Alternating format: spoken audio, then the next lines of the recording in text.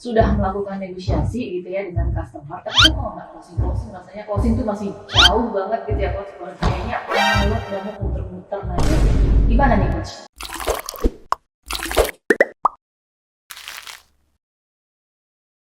Halo Sobat Sales dimanapun Anda berada, jumpa lagi dengan saya Melani dalam YouTube channel Coach Antonius Arif yang membahas tentang selling dan marketing.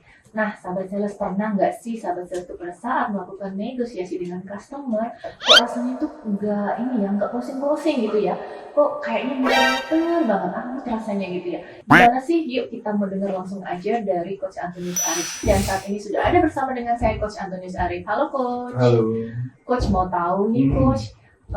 Ada nih dari curhat sales nih coach, sudah melakukan negosiasi gitu ya dengan customer, tapi kok nggak closing, rasanya closing tuh masih jauh banget gitu ya coach, kayaknya alot banget muter-muter. Nah itu gimana nih coach? Oke, ini ada beberapa yang mesti saya tanya dulu, dipertegas ya, karena beberapa hal ketika dalam proses negosiasi kita harus clear dulu ya. Jadi negosiasi itu pertanyaan yang pertama, ini ketemunya dengan yang negosiasi ini siapa? Procurement kah? Atau yang kebutuhan, yang punya produk gitu ya, atau yang yang punya problem itu yang bisa diselesaikan dengan produk itu. Nah, saya perlu tahu dulu dari awal ini siapa. Ya, kalau mama pengertiannya produk itu sudah disukai atau bisa menyelesaikan masalah dari yang punya problem, maka negosiasi nggak mungkin lama. Karena pain-nya dan solusinya cuma the only one kita. Yang negosiasi awal terjadi kalau produknya nggak sesuai kebutuhan.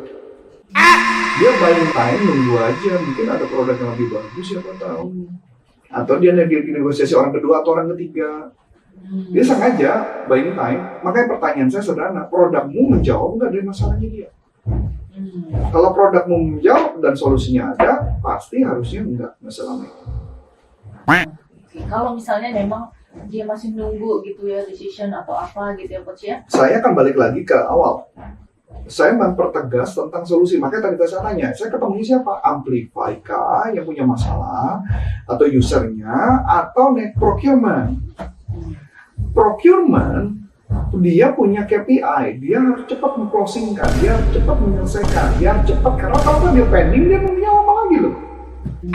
Dia kan udah kerja, itu bukan musim produk kita aja, makanya kayak gitu, procurement. Jadi menurut saya nggak mungkin itu alasannya.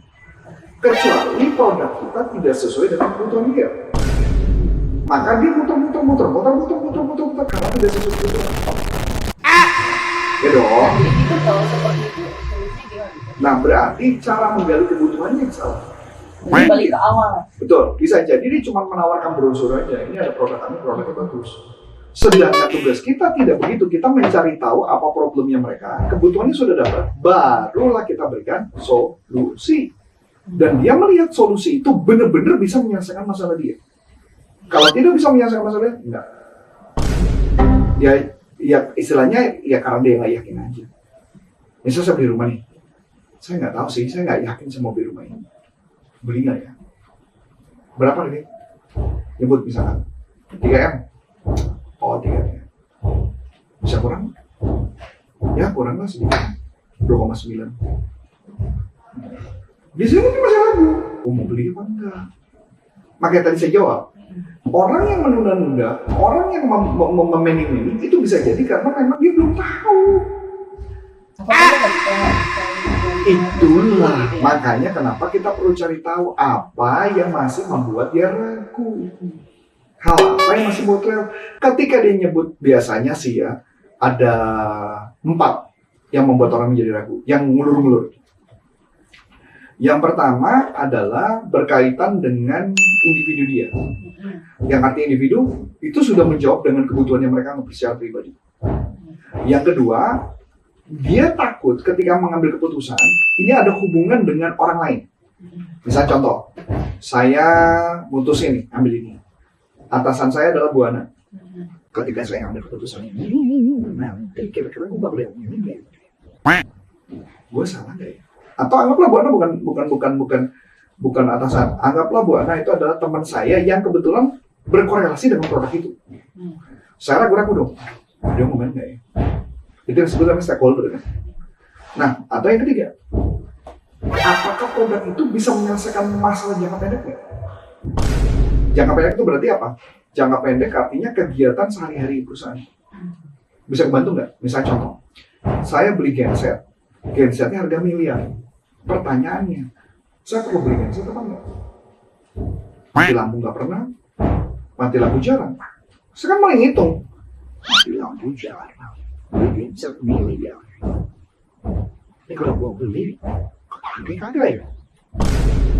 Wajar dong, jadi mundur kan? Artinya apa? Yang pertama, dia takut individunya dia keputusan salah. Yang kedua, gua takut diomelin sama temen-temennya. Dia ngambil barang mahal-mahal, setahun belum tentu mati lampu sekali. Misalkan. Atau yang ketiga tadi, jangka pendek. Bisa menyelesaikan masalah nggak? Jangka pendek. Yang keempat adalah jangka panjang. Yaitu adalah gunanya apa? Kan kita pakai logika. Setahun itu mati lampu mungkin cuma sekali 2 kali. Kerugian produksi segini. Berarti kerugian produksi saya segini hilang dalam waktu 1 hari. Kalau pakai genset miliar, misalkan ini bisa nutupi biaya kos, bisa variable. Kalau beli yang murah, kan dia membandingkan kan? Dia beli yang murah, bisa kan kos produksinya kan problemnya tetap bisa ditangani. Jadi pertanyaan kenapa saya harus beli mahal? Saya lebih baik beli yang murah dong, kan gitu ya? Karena kan dia mempertimbangkan kan. Nah itu kira ada 4 faktor tadi. Nah tugasnya kita adalah mencari tahu apa faktornya yang menyebabkan apa dia pengen. Sekarang kalau logika saya gini, nggak pernah mati lampu, nggak pernah kejadian apa-apa, listrik juga nggak jeglek, terus beli miliar, nggak mungkin. Relatif nggak sama kebutuhan dia ya? Itu makanya tugasnya seorang sales harus menghitung berapa kerugian atau berapa kemungkinan kerugian yang akan terjadi pada hidupnya dia kalau sampai terjadi dan bisa nggak di-cover oleh si mesin itu. Kalau bisa di-cover sama mesin itu, maka dia akan beli. Ya dong, bisa jadi si salesnya salah target market. Harusnya dicari kota yang sering mati lampu. Contoh, Manado sering mati lampu kan. Atau di mana, Pekanbaru atau mana yang kota-kota yang mati lampu banyak. Harga jual mesin gensetnya misalkan yang miliar. Mungkin dia beli. Masuk akal ya? Jadi maksud saya, kadang-kadang nggak semua produk itu yang mahal itu ditaruh di tempat yang tertentu, itu nggak make sense. Di Jakarta misalnya, yang jarang mati lampu. Selama kita tinggal di perumahan ini aja mati lampu, mungkin nggak lebih dari 5 kali kayaknya seingat saya. Padahal udah puluhan tahun. Kan aneh gitu loh, maksudnya ngapain kok beli miliar gitu. Masuk akal? Masuk akal? Dapat gambaran? Jadi tugas kita memberikan lagi apa nih value-nya apa? Sesuai nggak value-nya? Kalau nggak sesuai, maka dia akan mengatakan penny. Berarti pada saat negosiasi kita boleh dong nanya ya, Coach? Sangat boleh. Sangat boleh. Boleh saya tahu apa yang membuat Anda mempertimbangkan? Kalau dalam buying cycle kami yang bekerja adalah dia berusaha untuk menurunkan risiko. Seorang sales harus menurunkan risiko. Dia lagi mempertimbangkan risikonya terlalu tinggi buat dia, maka dia pending-pending dia. Ya sama aja kayak gini deh, contoh lagi.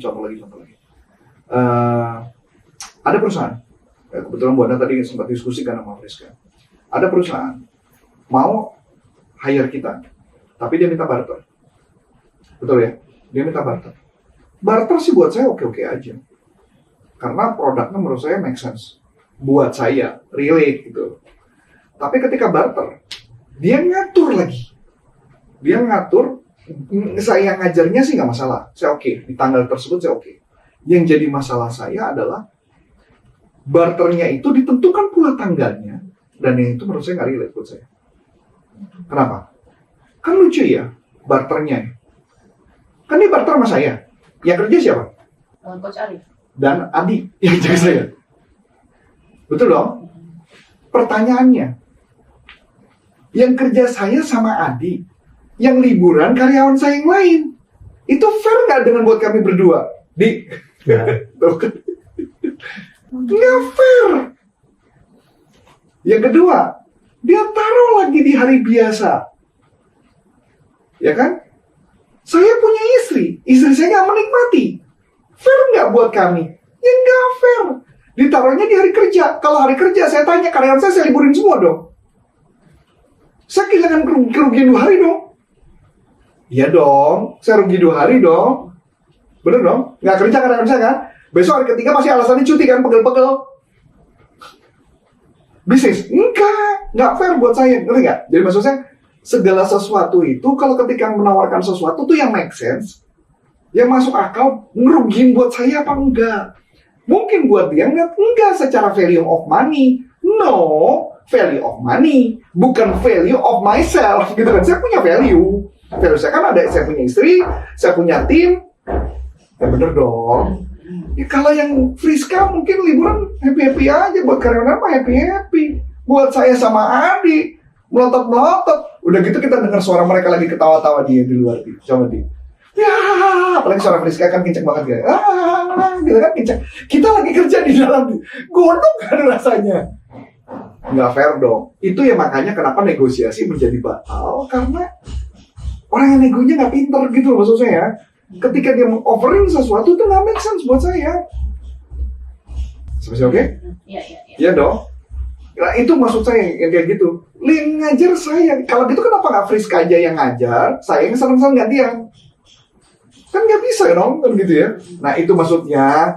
Jadi kalau pengertian ketika negosiasi, kenapa menjadi lawak? Kenapa ini? Karena nggak ada value of money, nggak ada value untuk diri kitanya, nggak ada gitu loh. Makanya kenapa negosiasi menjadi faktor itu yang kadang-kadang saya suka lupa. Dia hanya berpikir, kan udah fair, angkanya segini, di barter segini cukup. Dia nggak mikir gitu loh. Betul loh? Iya. Kita juga pernah loh barter dengan salah satu hotel bintang 5+. Masih ingat nggak? Dapat voucher, terus dapat makan gratis di hotel bintang 5+. Kita mau, betul dong? Malah dulu salah satu karyawan kita bilang, mau nggak pakai? Kita kasih, nggak masalah. Dia mau merit, kita kasih kan? Waktu itu Mei, kalau salah dia baru merit kan, mau nggak aku kasih? Dia bilang nggak mau. Ya kita pakai kan vouchernya. Rugi? Enggak lah. Makannya terus makan bintang 5 lagi. Enak nggak? Enak, udah happy baik. Jadi kita pakai logik yang sederhana aja gitu loh maksud saya. Kadang yang di offering itu tidak fair buat si orang yang udah jalanin. Apalagi diatur gini nih. Oh di bulan ini nggak bisa, bisanya setelah bulan Agustus. So nggak ada bisnisnya buat kami gitu. Masuk akal? Ya. Ini jadi curhat pribadi nih gara-gara ini ya.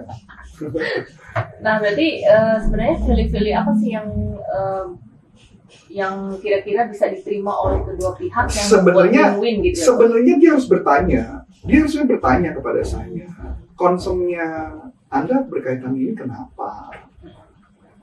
Jangan ketika dia menawarkan sesuatu aja final gitu ya. Final dibikin tanggal 6 dan 7, karyawan bisa libur tanggal 6 dan tanggal 7, di lokasinya di sini. Saya lagi mikir, 6 dan 7 karyawan gue libur. Oke, terus gue sama Andi kerja. Oke, mereka bersenang-senang, mereka lagi makan-makan, ketawa-ketiwi, itu nggak bagus. Oh diganti ya, Sir. Tanggal diganti apa tanggal berapa nih? 9-10. 9-10 kali kerja. Masih kerja kan? Iya, kali kerja. Terus yang gaji karyawan saya siapa? Dia. Nggak make sense secara bisnis. Itu makanya disebut namanya, harusnya dia mereduce risk. Itu yang namanya kalau cara negosiasi adalah reduce risk. Kalau enggak, mendingan menodil. Emang kira kita pergi ke sana nggak pakai bus? Butuh bus berapa juta itu? Apalagi nginep di malam. 5 juta habis tuh gue. Paling nggak. Gitu maksud saya. Nggak make sense buat saya, nggak make sense.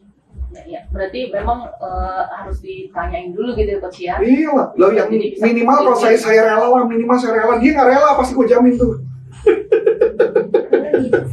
Ya pasti dia nggak rela, orang dia kerja, dia nemenin saya kemana-mana, hidup susah, udah susah bareng, sedih bareng, masa giliran seneng-seneng nggak diajak gitu. Pulang-pulang dia bakal misu-misu dia pulang. Itu maksudnya. Coba deh. Ya. Clear ya? Dan value ini yang dipertukarkan ini mungkin dilihat kali ya Coach ya, maksudnya sesuai dengan produk atau jasa yang ini ya. Ya walaupun topik kita tidak ngomong barter ya, tapi maksudnya kita ngomongin adalah negosiasi kenapa bisa menjadi lambat karena tidak sesuai dengan value yang tadi 4 hal tadi.